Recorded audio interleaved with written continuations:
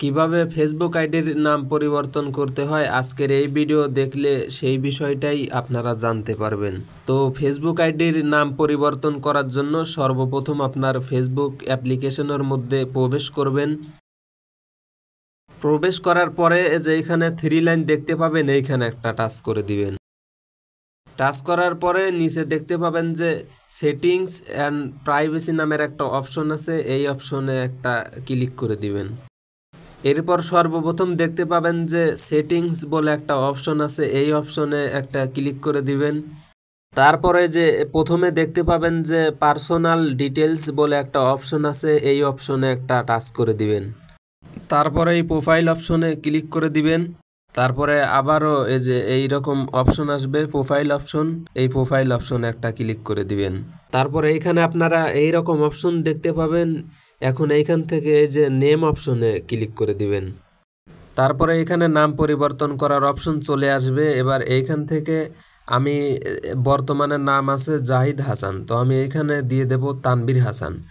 আর আপনারা যদি এইরকম নাম দিতে চান যে এমডি তানভীর হাসান, তাহলে ফার্স্ট নেমে আপনারা দিয়ে দিবেন এমডি, তারপরে এই যে মিডিল নেমে দিয়ে দিবেন তানভীর, আর লাস্ট নেমে দিয়ে দিবেন হাসান।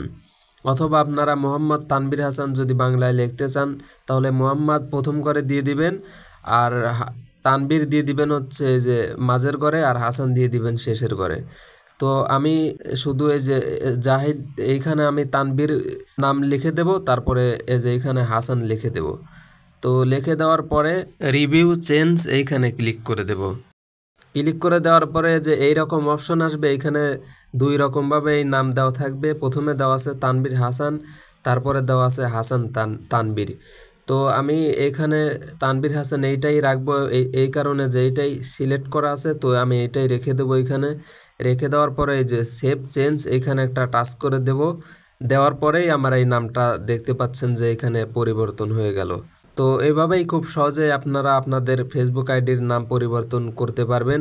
ভিডিওটি দেখে যদি আপনার উপকার হয়ে থাকে তাহলে ভিডিওতে অবশ্যই একটি লাইক করে দিবেন, আর এই ধরনের ভিডিও পেতে হলে আমাদের এই চ্যানেলটি এখনই সাবস্ক্রাইব করে দিবেন।